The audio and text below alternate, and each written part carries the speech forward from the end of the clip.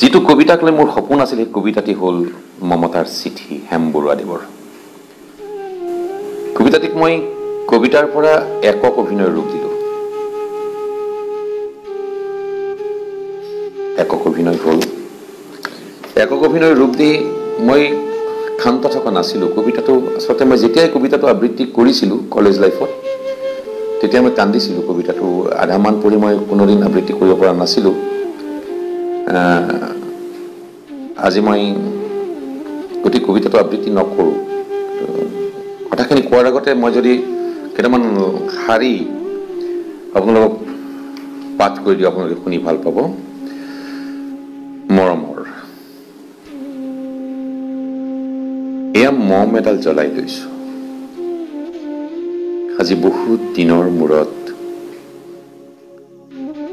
তোমালৈ চিঠি লেখো বুলি।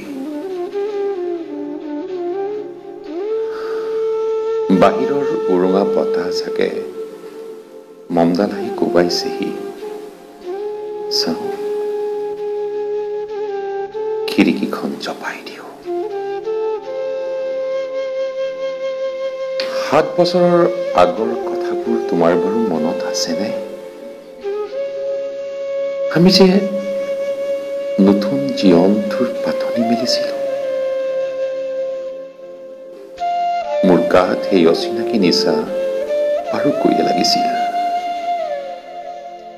সিদিনা আছিল কাতিৰ কুঁৱলী সনা এটা কোমল পুৱা।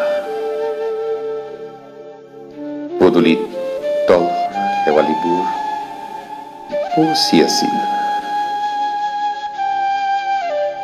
আৰু সন্ধিয়া মই তোমালোকৰ ঘৰলৈ নকৈ আহিবৰ দিনা আকাশৰ মেঘৰ মোহনাত হালধীয়া জোনটো নাওখন হৈ আমাক যে ৰিঙিয়াই মাতিছিল তৰাৰ দেশলৈ। মই লোৱা কঁকালৰ ৰঙা ৰিহাখনলৈ তুমি বাৰু তেনেকৈ কিয় একেথৰে চাইছিলা? মোৰ কেনে লাগিছিল জানা? তুমি যেন কোনোবা দূৰ বিদেশৰ স্বপ্নাতুৰ আলোকৰ মানুহ, আৰু মই যেন তলসৰা এপাহ শেৱালি। সেইদিনা মন সাগৰত মোৰ এৰি অহা আৰু আহি পোৱাৰ অলেখ ঢৌৰ কঁপনি জাগিছিল। তোমাৰ জানো এইবোৰ কথা মনত নাই?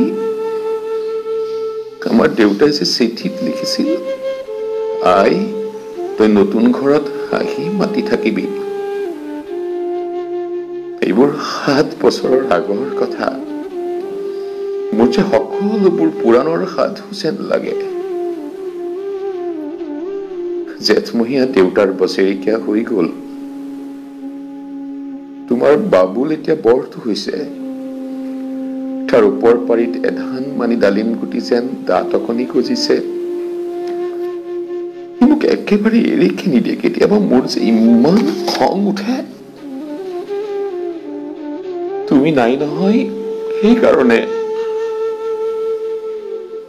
সি বাৰু মোৰ বগা সাজযোৰলৈ এনেদৰে তধা লাগি চাই থাকে কিয়? তাৰ উপজাৰে পৰা এইযোৰ কাপোৰ চিনাকি সেইকাৰণে নহয়। বাবুল এতিয়া বৰটো হৈছে, বুজিছা? আৰু ডাঙৰ হলে স্কুলত তাক নাম লগাই দিম। সি আঁতৰি থকা সময়খিনি মোৰ বুকুখন তেনেই উদং হৈ থাকিব ভাই। আৰু কি লিখিম? বিশেষ একো নাই। মোৰে শপত, তুমি যিদিনা উলটি আহিবা মোক আগতীয়াকৈ জনাবা দেই। মই ভোক দৈয়েদি ফটিয়াই গৈ বুঢ়াল লুইতৰ বুকুৰ পৰা তোমাক ৰিঙিয়াই মাতিম।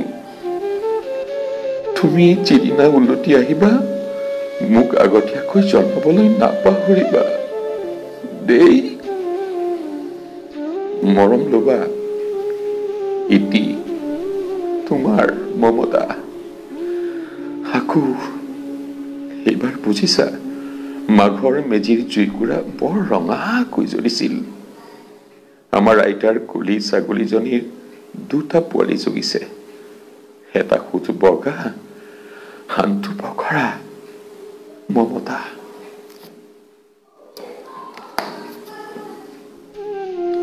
চিঠি খুব সুন্দৰ এটি কবিতা এজনী বিধৱাক লৈ বৰুৱাদেৱৰ দম বন্ধ হৈ যায় এই কবিতাটো যেতিয়া আবৃত্তি কৰোঁ